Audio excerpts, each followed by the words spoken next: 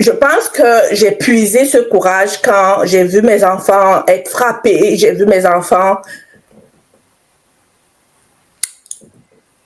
Oui, vous pouvez prendre un moment. Ce livre raconte mon parcours, ce livre a des bribes de mon histoire, de mon vécu, mais c'est la première partie, je peux comme l'intituler la chute. Je continuerai avec le réveil. Pour la fin, j'irai avec la renaissance. La violence, c'est un fléau qu'il faut détruire, qu'il faut combattre et que c'est ensemble que nous allons pouvoir le faire. Alors, j'aimerais savoir comment vous avez vécu cette expérience et quel est le message que vous avez passé.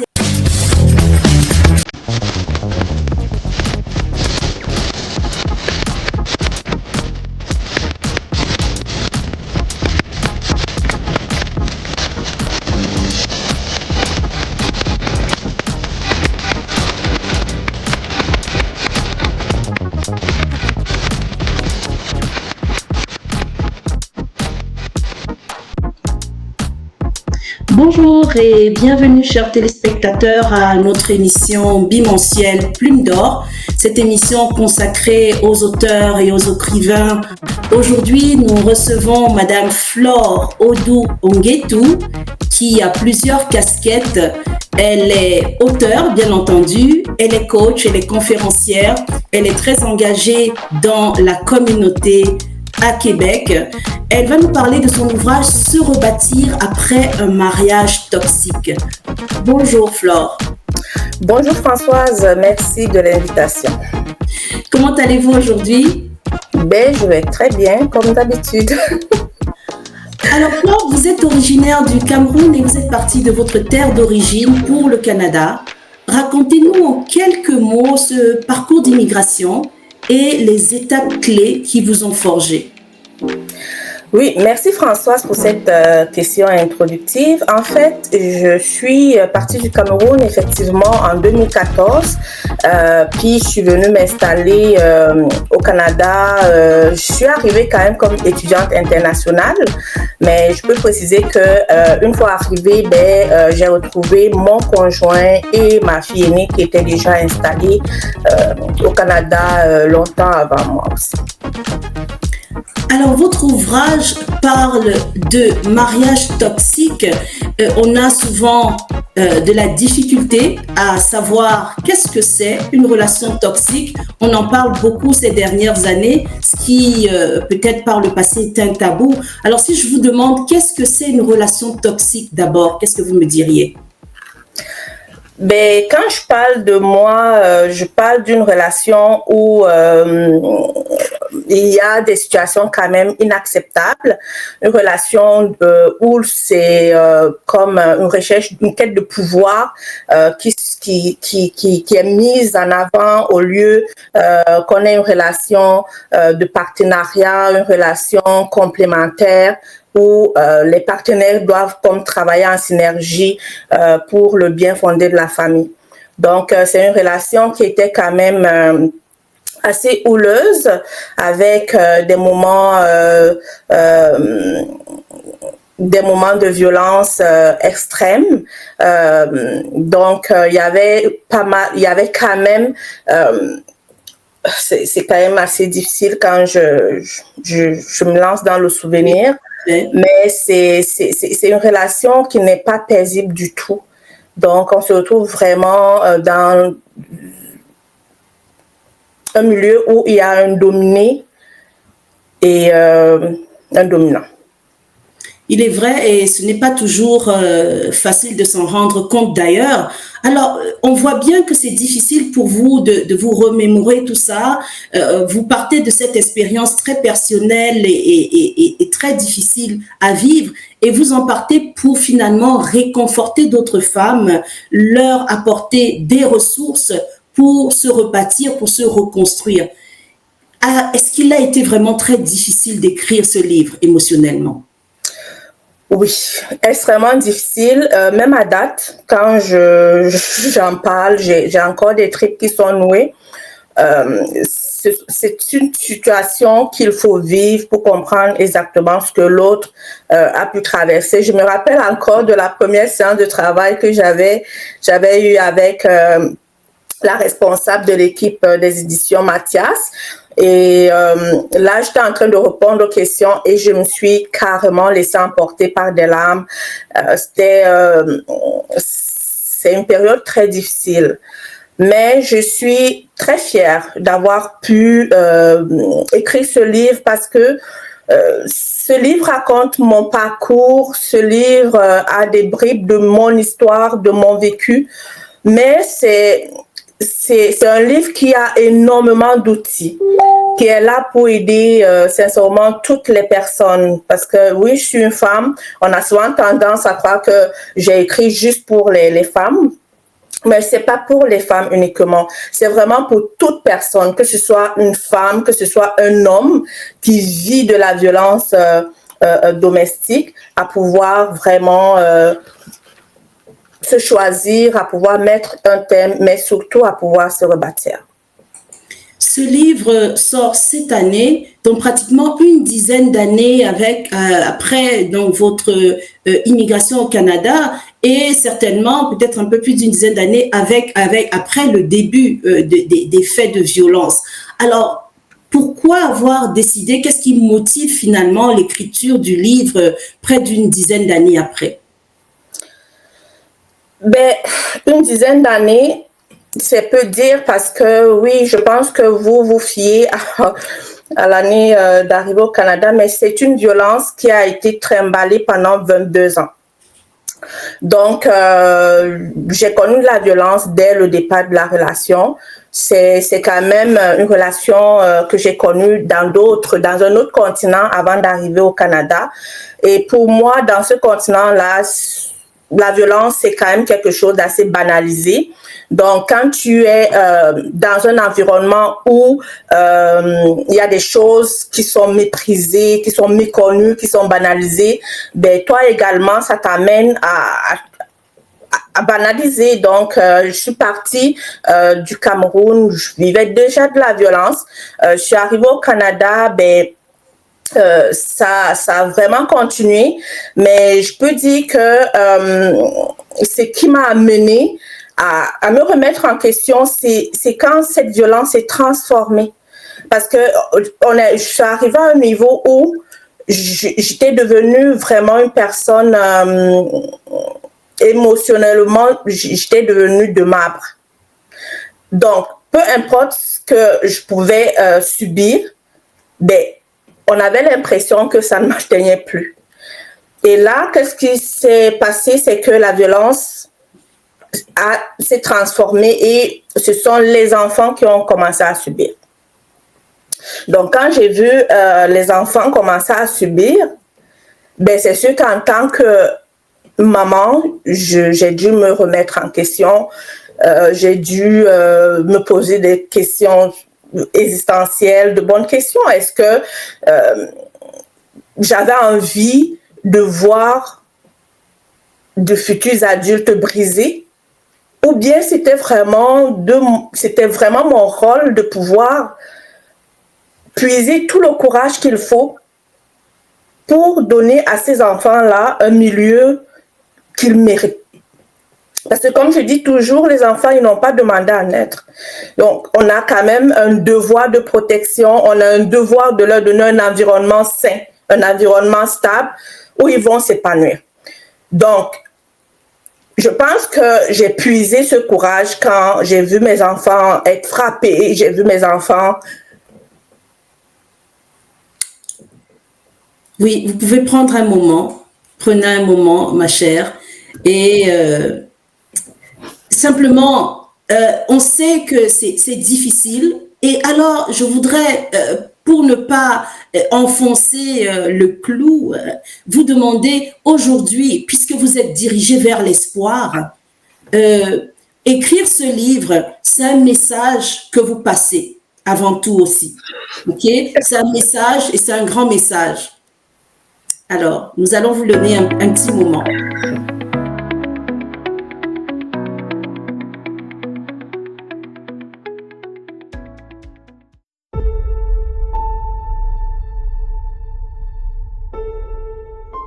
le premier membre de cette famille à prendre l'avion. Et elle est loin comme ça au Canada.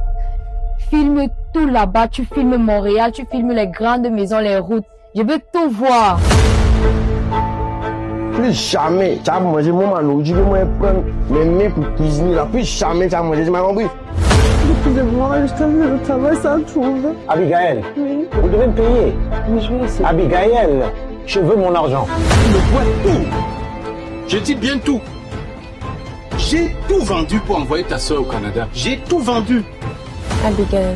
Si elle réussit à pointer son nez ou tu réussis à la rejoindre, qu'elle passe mon bar avant de commencer. D'accord, Est-ce que c'est correct? c'est correct. J'y tiens vraiment là. Non, c'est sûr, un peu de temps. Papa vend tout ici à la maison et toi tu fous quoi là-bas? Comment la jaser? Tu viens là. Moi, il a tué d'abord.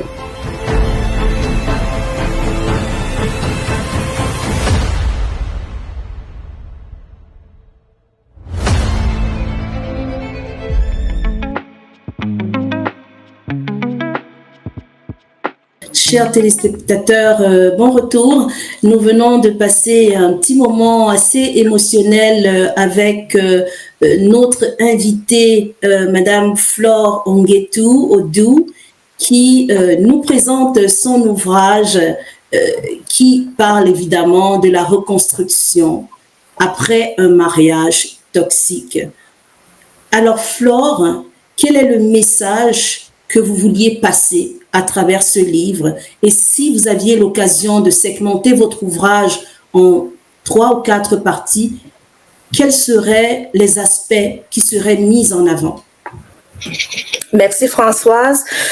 Ben, c'est sûr qu'en 4 parties, s'il faut segmenter le livre, je commencerai d'abord par la première partie, je peux comme l'intituler la chute.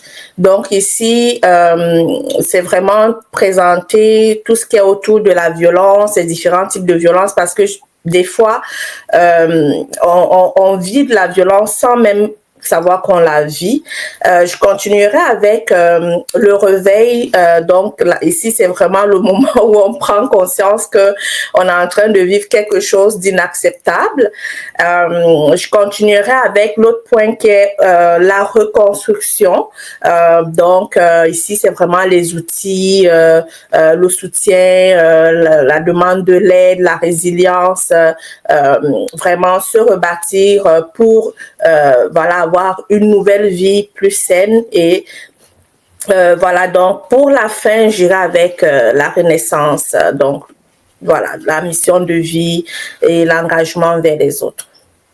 Parlons de cette étape importante qui est la reconstruction et également ensuite la renaissance. Parce que oui, on vit des moments souvent très difficiles en tant que femme, mais au final, dans le cheminement, ce qui est le plus important, c'est comment renaître, c'est comment revivre. Alors, quelles sont les étapes, selon vous, pour se reconstruire, comme vous l'avez dit, rebâtir sa vie après un mariage toxique?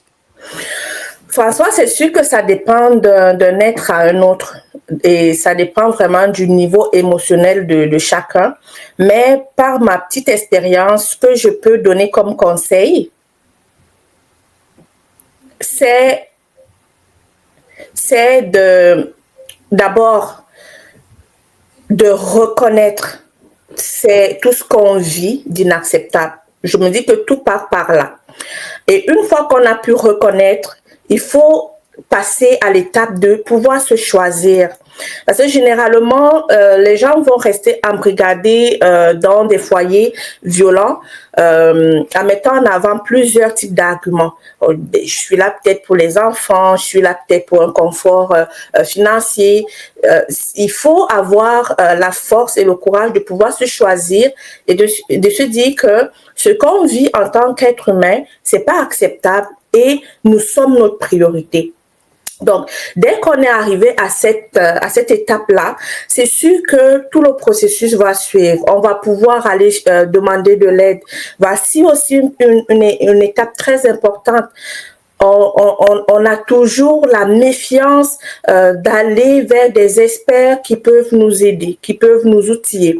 Donc, moi, je recommande fortement quand on est dans ce genre de situation, de pouvoir aller vers des experts, vers des professionnels qui vont pouvoir nous écouter, qui vont pouvoir nous donner des outils qu'il faut pour pouvoir avoir la force de se reconstruire un jour à la fois. Donc, à côté de ça, il y a vraiment tout ce qui est au niveau de pouvoir prendre soin de soi, de pouvoir avoir des moments de qualité, de pouvoir même extérioriser tout ce qu'on a dû mettre, enfouir au plus profond de nous, de pouvoir l'extérioriser. Et moi, la plus belle des façons que j'ai choisi de le faire, c'était d'écrire le livre Se rebâtir après un mariage toxique. Écrire un livre, c'est toujours une expérience assez particulière. Alors, j'aimerais savoir quel est le succès que cet ouvrage a rencontré dans la société québécoise, mais peut-être aussi à l'extérieur, parce qu'on a beaucoup de femmes, vous venez de l'Afrique, et il y a certainement beaucoup de femmes, que ce soit au Cameroun et dans d'autres pays, qui vivent des situations similaires. Alors, quel succès il a rencontré? Est-ce que vous avez vraiment pu passer votre message le plus loin possible? C'est sûr que c'est un travail qui se fait au quotidien et qui se fera même durant des années. Mais le livre a été présenté lors de la conférence et il a été super bien accueilli déjà.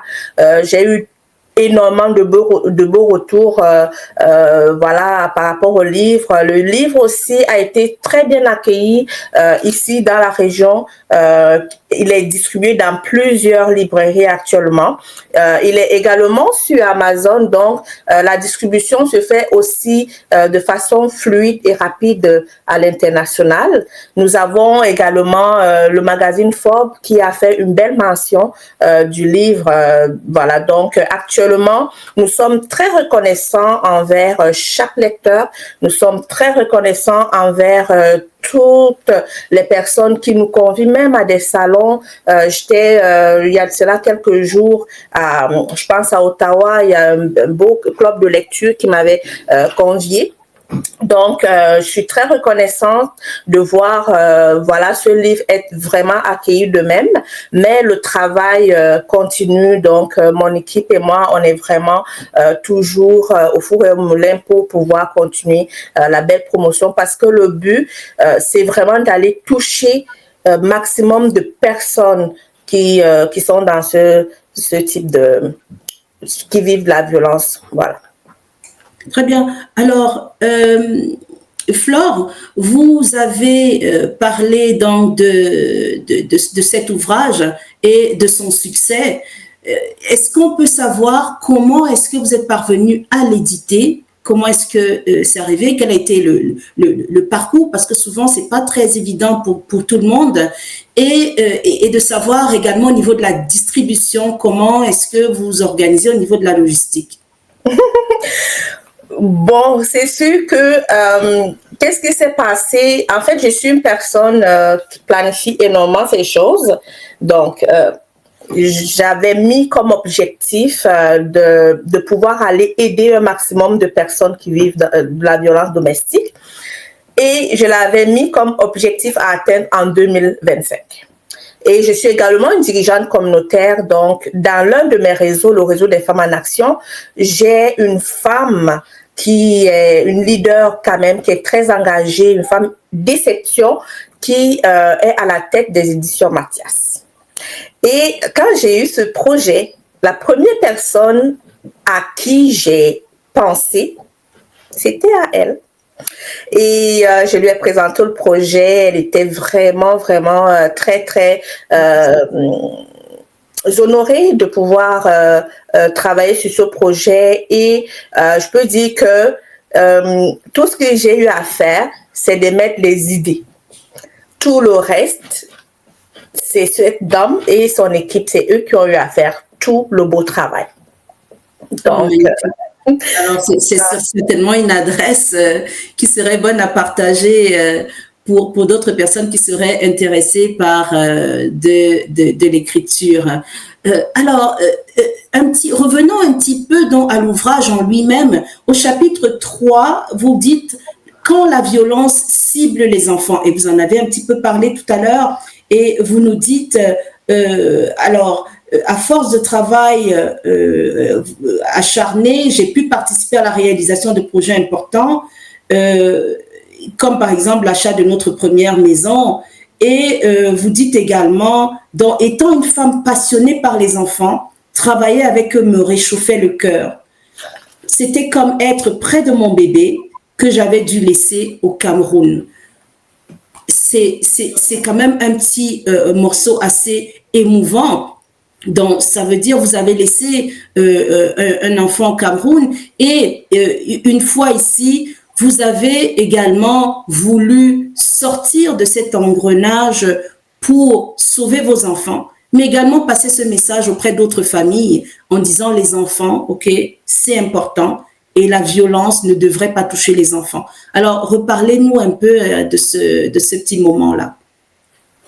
Bon, c'est sûr que c'est vrai que c'est un morceau choisi, mais j'étais vraiment dans la continuité parce que je vous ai dit dans le livre, il y a quand même une partie de ma vie que je raconte pour pouvoir mettre un peu le lecteur en contexte.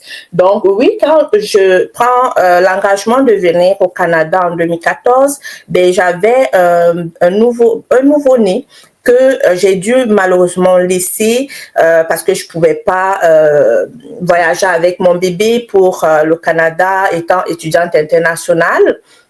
Voilà, donc le bébé nous a retrouvés quelques années après, mais quand je suis arrivée, j'ai trouvé quand même la première, la plus grande, qui était déjà là 1 an avant que je ne vienne m'installer au Canada. Donc ça, c'est déjà un peu la mise en contexte de la situation. Mais comme je disais tantôt, je suis une personne, oui, je suis passionnée d'abord par l'humain, plus encore par les enfants. Les enfants, ils ne décident pas, ils ne demandent pas à naître. C'est nous qui prenons par rapport au plan de vie qu'on se donne de pouvoir avoir des enfants. Donc, c'est important que quand on a ces enfants-là, qu'on puisse en prendre soin, qu'on puisse leur donner tout l'amour qu'il faut, tout l'encadrement qu'il faut dans un foyer sain et sans violence. Donc, moi, quand j'ai vu mes enfants commencer à subir de la violence à ma place, j'ai dit non, je ne peux pas continuer de même. Je ne suis pas là pour favoriser, comment je vais dire ça, la violence. Je ne suis pas là pour avoir de futurs adultes brisés. Parce que demain, ce sont ces enfants qui vont nous relever. Mais si un enfant a passé le temps à être traumatisé, à être violenté, à subir tout type de violence psychologique, où est-ce qu'il va se trouver demain? Ça va être un adulte brisé. Est-ce que je veux participer à ce genre de situation? Je ne veux pas. Et ça m'a donné la force et le courage de mettre un terme à cet engrenage de violence-là. Très bien. Je ne veux pas être l'artisan d'adultes brisés. Merci Flore. Nous allons nous arrêter quelques minutes pour une pause publicitaire.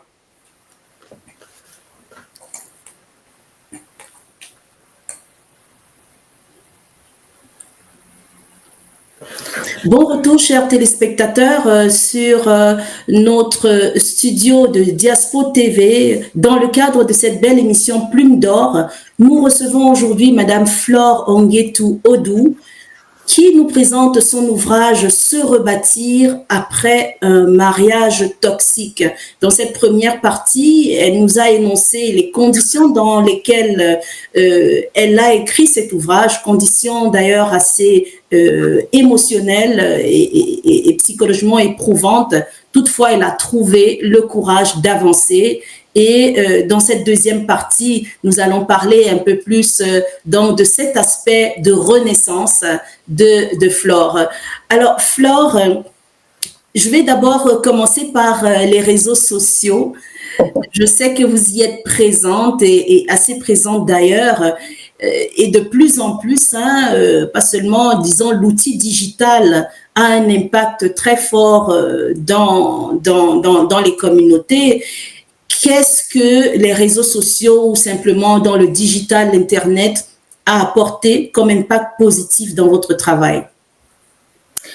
Mais c'est sûr que les réseaux sociaux, j'y suis depuis, je pense, 2018. Les réseaux sociaux m'ont permis de bâtir déjà tout ce que j'ai, que ce soit au niveau entrepreneurial, que ce soit au niveau même de la mise en lumière de mon livre. Donc oui, c'est vrai que je travaille énormément sur les réseaux sociaux. Je trouve que c'est un super de beau moyen de pouvoir aller toucher rapidement et toucher beaucoup de monde. Donc, c'est pour moi actuellement, c'est un élément incontournable pour tout ce qui est marketing, tout ce qui est promotion. À travers l'ouvrage, vous certainement également vous appuyez dessus parce que vous êtes également dans l'engagement communautaire. Et comment est-ce que l'ouvrage vous a aidé à améliorer dans votre message, dans votre engagement communautaire, ou alors vice-versa? Oui, merci Françoise. Effectivement, si je prends juste l'un de mes organismes, le Réseau des femmes en action, l'année dernière, nous avons engagé une vaste campagne de prévention. Prévention contre les violences domestiques. On a travaillé de longue haleine pendant 4 mois et je peux dire que ça partait du fait que non seulement j'étais en avant et j'avais écrit ce livre, mais j'avais énormément de retours qui revenaient, des femmes qui subissaient, mais qui subissaient en silence, des femmes incapable de pouvoir prendre la décision d'arrêter ce fléau-là.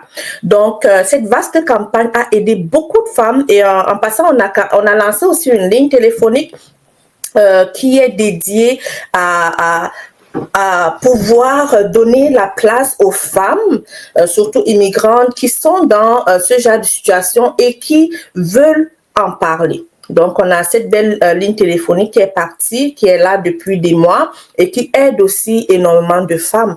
Tous les mois de novembre, on a une semaine, je pense, si je ne me trompe pas, où le gouvernement canadien met en lumière les violences domestiques. Donc, nous, ce mois, par exemple, nous avons un cercle de parole qui va passer le 20 novembre. On travaille en collaboration avec Afrique au féminin, qui a également un centre d'hébergement pour femmes immigrantes, pour pouvoir aller donner des outils aux femmes qui vivent ces situations-là de violence, à pouvoir déjà, comme je disais tantôt, savoir qu'elles vivent de la violence, savoir c'est quoi les types de violence et c'est même quoi l'impact qu'une communauté, qu'un leader communautaire, quel est le rôle qu'un leader communautaire peut aller comme ça mettre en fait.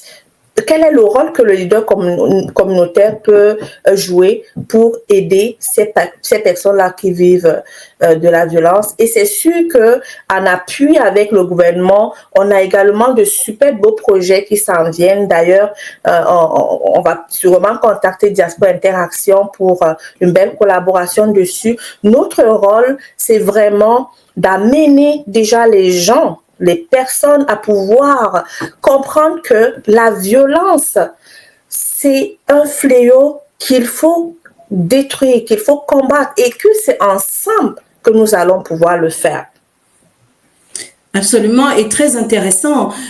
On sait également que en 2000, donc vous avez reçu le prix Siboué 2024 qui récompense l'excellence des femmes noires. Alors, j'aimerais savoir comment vous avez vécu cette expérience et quel est le message que vous avez passé à l'occasion de ce grand canal qui est quand même intitulé Canadian International Black Women Excellence, qui réunit des centaines de femmes à travers le Canada qui se sont démarquées dans un cadre précis. Comment est-ce que vous avez vécu cette expérience? j'ai été très, très honorée. D'ailleurs, je salue le beau travail de la fondatrice, Madame Cathy. Je suis allée recevoir ce prix avec d'autres femmes. D'ailleurs, c'est un prix qui vient quand même asseoir tout le beau travail, je vais dire ça comme ça, qui est abattu depuis des années. Donc, pour moi, le recevoir, c'est aussi un prix, une sorte de reconnaissance que la communauté voilà, fait au regard de mon implication au niveau communautaire. Donc, je salue fortement toutes les personnes qui ont participé parce que je pense que ce prix, pour l'avoir, ça part par référencement. Donc, j'ai jamais su qui m'avait référé, mais je dis merci à toutes les personnes qui, de près ou de loin, voient quand même le travail abattu et qui essayent comme ça de poser des actions concrètes et remarquables pour pouvoir honorer ce travail-là. Flore, vous êtes également coach et conférencière OFO. Alors, on voudrait bien savoir ce que c'est exactement OFO, mais surtout de savoir, est-ce que votre ouvrage aujourd'hui, quand vous allez dans les conférences, vous allez avec lui et que vous le présentez partout où vous allez auprès des femmes ou même des audiences mixtes, hein, pour le promouvoir, mais également pour dire voilà des outils, ok, pour les femmes que vous pouvez utiliser, mesdames, pour pouvoir vous rebâtir. Oui, merci Françoise. Oui, je suis coach, formatrice et conférencière de l'Académie John Maxwell. Pour la petite histoire, je prends la décision de me lancer en coaching quand j'étais vraiment dans mon processus de séparation. Vous savez, quand vous êtes dans un foyer de domination, dans un foyer de violence, vous avez tendance à méconnaître même je peux dire, vos valeurs. Vous avez, en fait, cette situation vient créer une instabilité autour de vous où, des fois, vous avez tendance à ne même plus connaître qui vous êtes. Donc, moi, aller faire ce coaching, c'était d'abord pour moi, pour mon développement personnel. Et quand j'ai commencé le processus, j'ai été bluffée par tout ce qu'on avait comme outils. Outils pouvant nous aider, nous, mais aider aussi les autres. Donc, oui, j'ai parti, par exemple, ma première conférence mois d'avril. Et lors de cette conférence, on avait mis en lumière l'ouvrage. Et oui, partout où je peux être, même si c'est pas dans une conférence, j'ai toujours mon ouvrage avec moi parce que les gens, on les rencontre partout. Voyez, donc je peux peut-être aller à un événement ou bien je peux être invité quelque part et puis lors des échanges, je me retrouve à avoir en face de moi quelqu'un qui a besoin d'avoir des outils pour pouvoir s'en sortir. Donc, ce livre, je l'appelle mon sac à main, d'ailleurs. Je l'ai partout, partout. Alors, vous emportez Se rebâtir après un mariage toxique partout, Flore. Est-ce que vous pensez à écrire d'autres ouvrages dans l'avenir? Est-ce que vous pensez que vous allez rester sur cette thématique de la violence conjugale ou la violence sur les femmes? C'est sûr qu'il y aura d'autres ouvrages, c'est certain. D'ailleurs, je travaille sur un à ce moment. Je pense que le prochain va être axé plutôt vers l'entrepreneuriat en région. Intéressant. Alors, nous arrivons au terme de notre émission.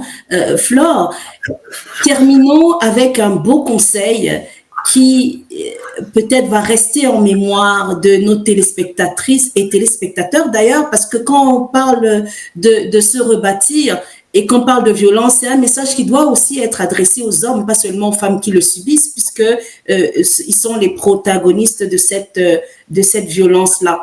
Alors, quel message pourriez adresser, quel conseil, un ou deux, aux femmes et peut-être aux hommes aussi? Ben, ce que moi, je donne toujours comme conseil à toute personne, que ce soit un homme, que ce soit une femme qui traverse des moments difficiles, je vais mettre ça comme ça. La première chose, c'est de ne pas penser qu'on est un être humain, d'abord. On est un être humain et peu importe la situation, il faut apprendre à se choisir. Parce que veux pas, on est une personne exceptionnelle et on a en nous, chaque personne a en soi une force, chaque personne a en soi un talent, chaque personne a en soi des éléments positifs qui peuvent l'amener à impacter et à transformer les autres. Donc, ne jamais sombrer dans une situation difficile, peu importe ce qui peut arriver, vous avez le devoir de vous lever, de vous choisir et de mettre tout ce qui est en votre capacité, de chercher tout ce que vous avez de positif pour pouvoir aller impacter et transformer les autres. Merci Flore, vous avez le devoir de vous choisir, mesdames, et d'aller trouver cet élément en vous qui va vous permettre de vous transformer, mais également de transformer les personnes autour de vous. Alors, nous étions aujourd'hui sur ce plateau avec Madame Flore Onguetou-Odou, auteure de l'ouvrage « Se rebâtir après un message toxique ». C'était un échange très enrichissant. Merci Flore d'avoir été sur notre plateau aujourd'hui. Nous espérons vous revoir bientôt, peut-être pour d'autres émissions sur Diaspo TV. Merci encore à nos téléspectateurs et à tous les internautes qui nous suivent sur YouTube. Nous vous retrouvons dans quelques semaines pour une nouvelle émission. À très bientôt. Merci Françoise pour l'invitation.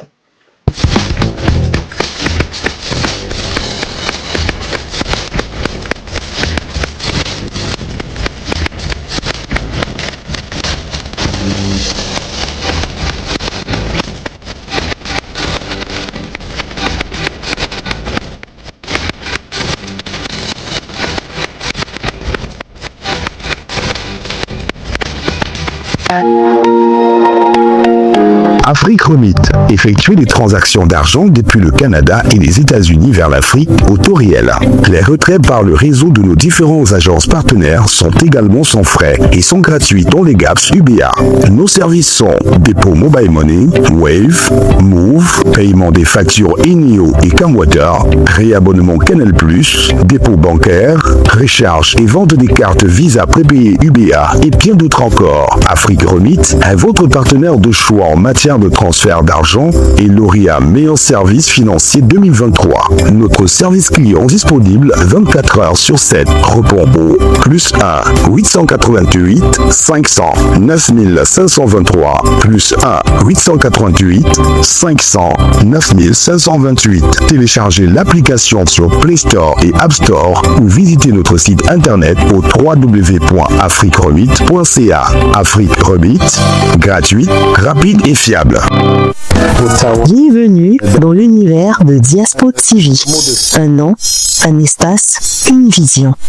Que vous soyez entrepreneur, artiste, coach, politicien, influenceur ou simplement porteur d'idées, Diaspo TV nous ouvre ses portes et met son expertise à votre portée. Louez votre studio, bénéficiez de nos services de montage afin de réaliser vos projets au juste prix.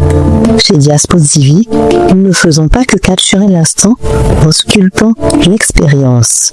Ici, le contenu prend vie, chaque détail sublime votre message et à Diaspo TV, c'est l'alliance du savoir-faire, technique et goût du beau.